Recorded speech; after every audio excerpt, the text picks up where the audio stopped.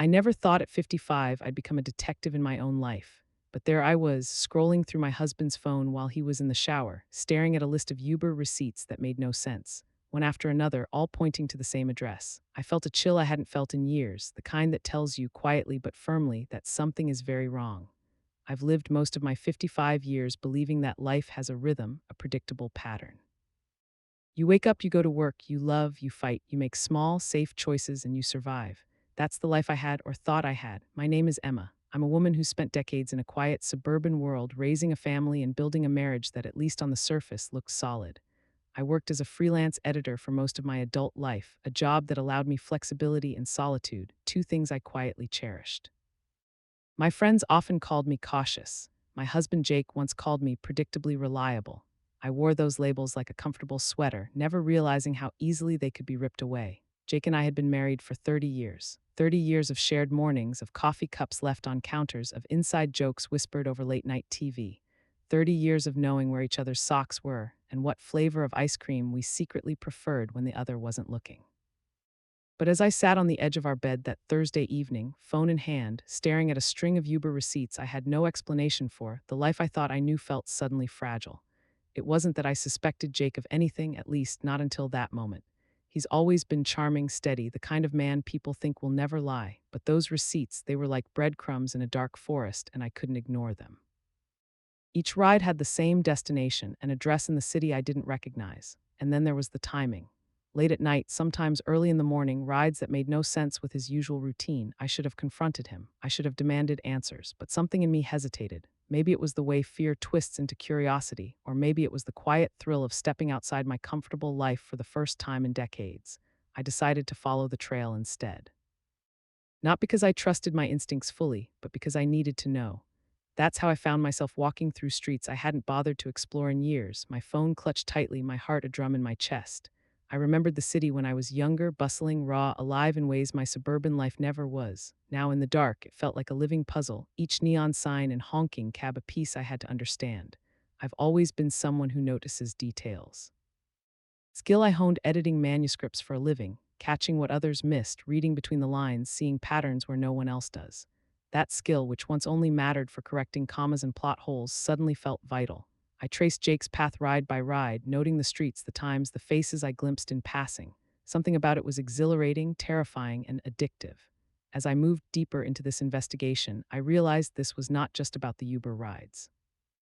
It was about trust, about understanding who the man I married truly was. And perhaps in some unspoken way, it was about discovering who I was too. At 55, I had learned that life could still surprise you, it could still challenge you. And as I followed that string of rides into the night, I felt a spark I hadn't felt in years, the spark of danger, of mystery, of life itself. Every step I took that night was a step out of my comfort zone and a step into a version of myself I had forgotten existed, bold, curious, relentless. I was no longer just Emma, the wife, the editor, the woman who knew her place. I was Emma, the seeker, the watcher, the one willing to uncover secrets that could shatter everything I had built. And so my journey began. It started as an idle curiosity, really. I was in the bedroom, Jake had gone to shower after work, and I found myself scrolling through his phone. Normally, I wouldn't touch his phone.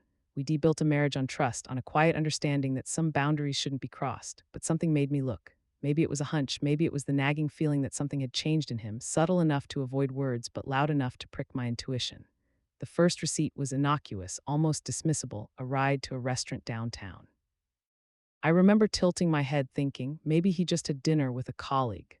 But then came the second, and then the third, and they all had something in common that made my chest tighten. The destination was the same.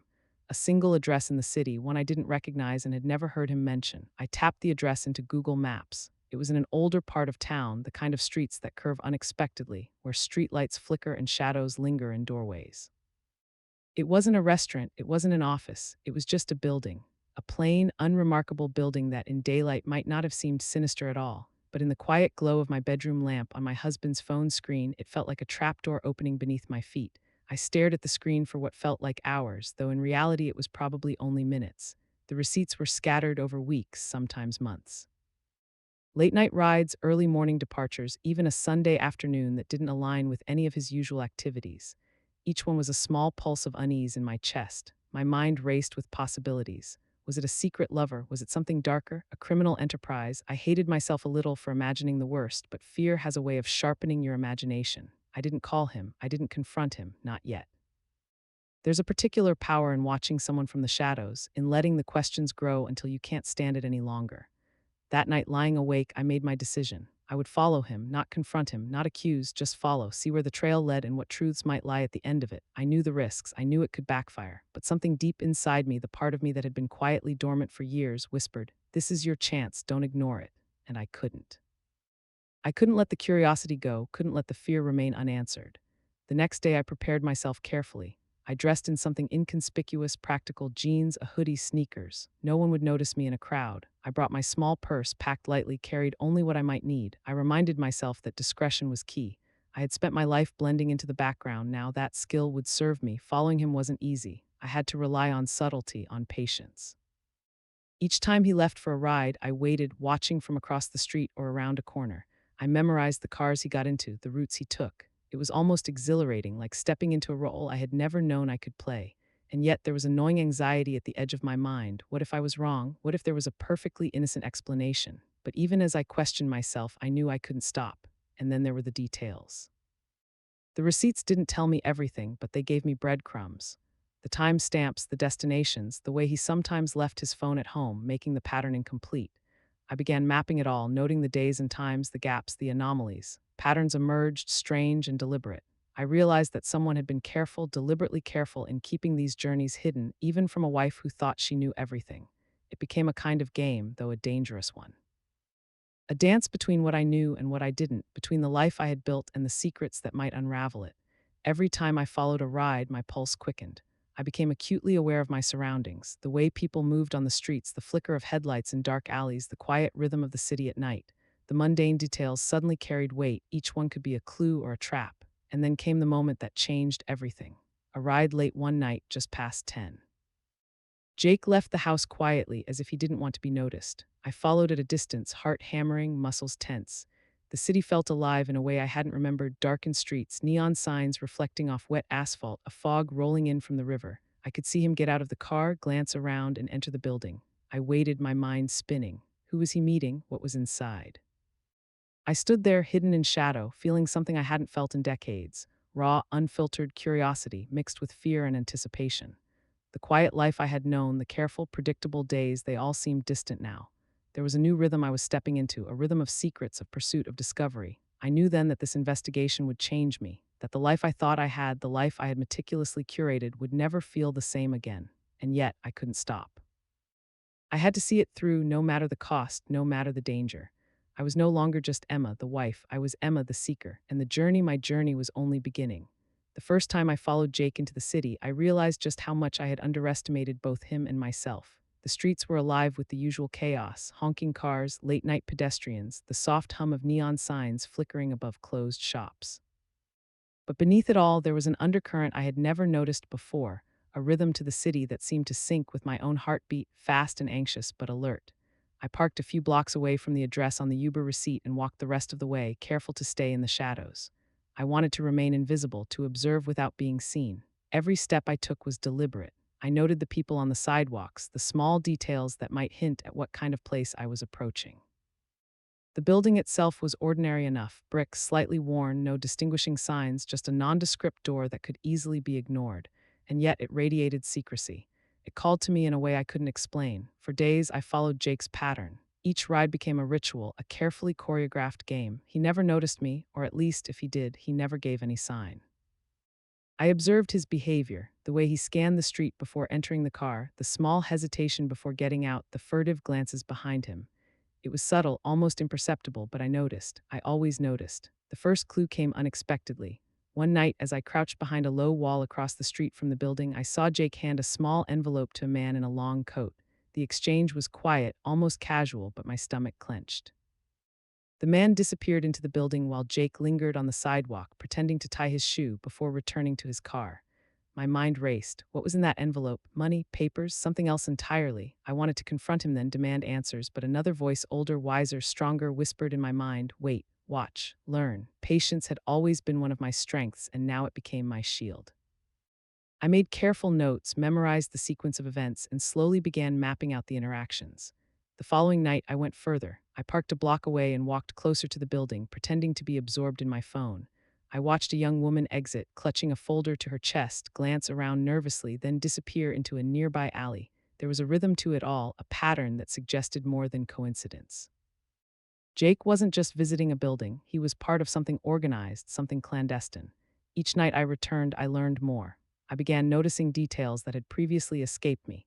The quiet way the doorman nodded to certain visitors, the subtle hand signals exchanged in the shadows, the faint sound of whispered conversations behind closed doors. Every clue added to a growing picture I couldn't yet fully understand, but it was enough to keep me coming back. The suspense was intoxicating. I hadn't realized how dull my routine life had become until this adventure injected adrenaline into every cell of my body. I felt more alive at 55 than I had in years. Every ride, every shadow, every unspoken interaction was a puzzle piece, and I was determined to put the picture together. Then came the night that changed everything. Jake's Uber arrived unusually late, almost midnight. The city was quieter, more ominous, and the fog from the river had rolled into the streets, softening the neon lights into hazy halos. I followed, careful not to be noticed. This time, the man in the long coat was waiting outside, and Jake handed him something more substantial than an envelope. He tucked a small metallic case into the man's hands. My heart hammered. What was inside that case? As Jake turned away, I saw him glance at a security camera above the building's entrance. He hesitated just long enough for me to notice the tension in his shoulders. The kind of tension that comes when someone is afraid of being caught, when someone knows exactly what they're doing and the stakes are high. And yet he walked inside with the same calm facade he always wore at home, sipping his coffee or reading the newspaper like nothing was wrong. I stayed hidden, heart pounding, as the minutes stretched into an hour. Something about the building called to me, a silent insistence that I step closer, that I discover what was happening behind those locked doors. I knew I couldn't just wait outside forever. I needed to see, to understand, to uncover. That night I went home and started piecing everything together. I spread receipts, notes, and sketches across the dining table like a crime board in a detective movie. Each ride, each interaction, each small detail I had observed became part of a larger map. There were gaps, yes, but the outline was clear. Jake was hiding something, something calculated, something I had to uncover, no matter the personal cost. I couldn't sleep that night. I lay in bed next to him, pretending to be peaceful while my mind raced through every possibility. Was he in danger? Was someone else? Or worse, was he the one orchestrating some secret that could destroy us both? I hated the uncertainty, yet I craved it. The thrill of the unknown, the pulse of the city, the game of secrets, it made me feel alive in a way I hadn't felt in decades. By the next week, I had decided I would not merely follow him. I would enter the building, observe from the inside, and discover the truth. I knew it was dangerous, but the risk was secondary to the need for clarity. For the first time in years, I was stepping into a version of myself I had long forgotten, bold, fearless, relentless. And so my pursuit intensified. Each step closer brought me deeper into mystery, deeper into the shadows of a life I thought I understood but clearly did not. I was no longer just a wife following a husband. I was an investigator in my own marriage, a seeker of truths that could shatter or redeem us both, and I was determined to see it through. The next few nights blurred together, each one stretching longer than the last, filled with shadows and hushed whispers.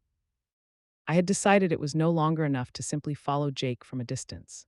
The building, the men in long coats, the mysterious exchanges, they were all pieces of a puzzle that demanded closer inspection. I needed to see inside to understand what he was part of, and yet fear clung to me like a second skin.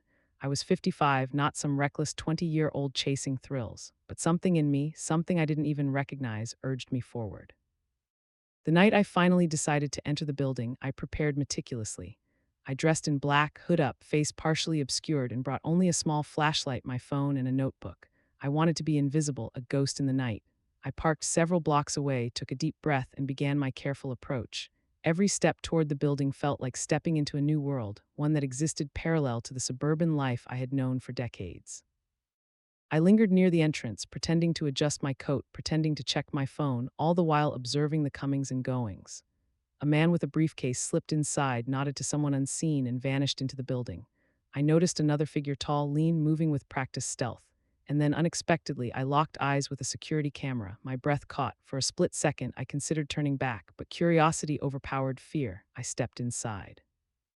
The air was different inside, cooler, heavier, almost sterile, with a faint metallic tang. Shadows stretched across the walls, distorted by the dim overhead lights. I moved cautiously, following the faint echoes of footsteps ahead of me. It was then that I heard a whisper, a low conversation in a language I couldn't immediately recognize. I pressed myself against the wall, heart hammering. Whoever these people were, they were serious, deliberate, and careful. I was intruding on something I wasn't meant to see. And then I saw him, Jake. He was leaning over a table, papers, and a small device spread before him. His expression was focused, almost unreadable. I felt a pang of fear and something stranger, betrayal. This was the man I had known for 30 years, yet now he appeared as a stranger in a world I couldn't understand. I watched as he exchanged words with two men I didn't recognize, gesturing toward a series of documents that glowed faintly under the lamp. I took careful notes in my notebook, trying not to make a sound, trying to piece together what was happening. There were diagrams, maps, codes, things I didn't fully understand. Something about it all suggested planning, strategy, secrecy. And yet there was no immediate danger that I could see, but the tension was thick, the kind of tension that makes you aware of every sound, every shadow, every movement. Suddenly, a figure appeared near the doorway. My heart jumped. I pressed myself against a column, holding my breath, praying they wouldn't see me. The figure lingered, scanning the room, and I realized with a sinking feeling that I had been careless. My foot had brushed against a piece of metal on the floor, a soft but distinct clatter. The figure turned sharply, and for a terrifying moment our eyes met. I froze, time slowed. My mind raced with every possible outcome being discovered, being questioned, being thrown out, or worse. But then the figure shrugged, as if dismissing the sound, and turned away. I exhaled slowly, trying to quiet the pounding of my heart. That close call had rattled me more than I wanted to admit. It was a reminder that this world was not forgiving, that one mistake could undo everything. Over the next several days, I returned multiple times, each visit revealing a little more. I noticed coded signals, small objects exchanged discreetly, and the patterns of people coming and going. One night, a young woman I had seen before, the one clutching a folder, paused and glanced in my direction. Our eyes met for just a moment, and I swore I saw recognition. Did she know I was there? Did she suspect? The thought made my pulse spike. I began to feel the weight of the danger I was stepping into. I wasn't just observing, I was trespassing. I was intruding into a secret world, one that clearly had rules, hierarchy, and consequences. And yet the need to understand, to uncover the truth, was stronger than my fear. Every step I took, every shadow I followed, every whispered conversation I overheard made the puzzle clearer, and yet also more complex. One night I witnessed an exchange that made my stomach drop. A package, small but heavy, was handed from one man to another. Jake took something from the package and slipped it into his coat pocket before heading out. I couldn't see exactly what it was, but I knew it mattered. And then, just before he left, he paused and looked directly toward where I was hiding. My breath caught again. For a brief moment, it felt like the world had stopped, like the shadows themselves were holding their breath. But he didn't see me, or if he did, he didn't acknowledge it. He walked out calmly, blending into the night as though nothing had happened. I realized then that I was in too deep to turn back. This was no longer about simple curiosity or suspicion. I was tangled in something bigger, something that could change everything I thought I knew about my husband, my life, and the world I had believed was safe. And yet I couldn't stop. Every risk, every close call only strengthened my resolve. I had come this far. I had to see it through. I knew I was on the edge, walking a line between revelation and danger. And for the first time in years, I felt truly alive. The mundane life of deadlines and dinners had been replaced by adrenaline, mystery, and a relentless search for truth. I had stepped out of the shadows of my old life and into a world where every detail mattered, where every observation could be the difference between understanding and disaster. And I knew this, whatever waited at the end of this trail, I would face it, because I was Emma and I was no longer just a wife. I was a seeker, a shadow in the night, determined to uncover the secrets Jake had kept from me for decades. I never imagined that following my husband through the city at 55 would lead me to this point. Each night of suspense, every secret exchange, every shadowed corridor I had navigated had built toward this moment. I had seen Jake operate in a world I had never known existed, a world of clandestine meetings, coded exchanges, and calculated risks, and it had shaken me to my core. But it had also awakened something inside me, something long dormant, the courage to face the truth, no matter how painful. The night I finally decided to confront him, I felt a strange mixture of fear, determination, and sorrow. I knew that the truth could destroy everything we had built, or it could reshape us into something stronger. I dressed simply, choosing comfort over stealth this time. I needed to be seen as myself, not as a shadow or observer. I would meet him face to face, and I would demand the answers I had been seeking for weeks. I found him at the familiar address, just as the Uber receipt had predicted. He wasn't expecting me. I could see it in the way his shoulders tensed when I entered the room, the way his eyes widened fractionally before settling into controlled calm. There was a long silence, heavy with the weight of everything unspoken between us. "Emma," he said finally, his voice careful, measured. I didn't expect you here. I didn't expect to find all of this either, I replied, my voice shaking but firm. Do you have any idea how it feels to watch the person you've trusted for 30 years operate in a secret world you don't understand? To see receipts, exchanges, and hidden meetings without explanation? He sighed, running a hand through his hair. It's complicated. I didn't want you involved, not because I don't trust you, but because I wanted to protect you. Protect me, I echoed, incredulous. From what exactly? From knowing the man I married or from knowing the secrets you've kept from me? The truth spilled out in fragments, each one harder to hear than the last. Jake's secret life was dangerous, yes, but not criminal. He was involved in a network of activists and whistleblowers, people working to expose corruption and protect vulnerable communities in ways that required discretion and secrecy. The packages, the coded exchanges, the meetings, they were all part of a cause he believed in, a mission he had never told me about to keep me safe. Relief mingled with anger. Relief because he wasn't betraying me in the way my mind had imagined. Anger because he had kept me in the dark for so long, making me question my instincts, my trust, and even my own worth. I felt the years of shared life flash before me, the mornings we had spent laughing, the quiet nights watching TV, the arguments over trivial things that now seemed insignificant. And through it all, the man I loved had been operating in shadows I hadn't known existed. I followed you, I admitted finally, the words tasting strange but necessary. Every night, I watched, I waited, I tried to understand, and now I know. But it took every ounce of courage I had, and I'm still not sure if I trust what I've seen. Jake stepped closer, his expression softening. I never wanted you to have to do that. I never wanted you to feel unsafe in your own life. I felt unsafe the moment I saw those receipts, I said. Not because of what you were doing, but because of the secrets, because of what I didn't know. We sat together, the tension slowly easing as he explained the intricacies of his work, the importance of secrecy, and the dangers he faced. I listened, trying to reconcile the man I thought I knew with the man sitting before me. He was brave, yes, but also flawed in ways I hadn't anticipated. I realized that marriage, even after decades, wasn't just about comfort and routine. It was about confronting the unknown together, about navigating uncertainty, about trusting each other in the face of. By the time we left the building that night, the city had changed in my eyes. The streets were no longer just a maze of shadows and neon. They were a testament to the choices we make, the risks we take, and the truths we uncover when we dare to look beyond the surface. I felt stronger, more alive, more aware of the depth of life and love than I had in years. Walking home beside Jake, I understood that the journey was never just about the secret he had kept. It was about the courage to face the unknown, the willingness to follow curiosity to its end, and the power of embracing truth no matter how difficult it might be. I realized that at 55, life could still surprise you, challenge you, and transform you in ways you could never anticipate. And as I stepped over the threshold of our front door, hand brushing against his, I knew one thing with certainty. The trust we rebuild now will be stronger because it is forged in the fires of truth, courage, and the relentless pursuit of understanding. I had followed the last ride, uncovered the hidden world, and in doing so, I had rediscovered myself. The city lights faded behind us, and for the first time in weeks, I felt a calm that wasn't empty. It was earned, hard won, and filled with the quiet strength of someone who had faced the shadows and returned whole.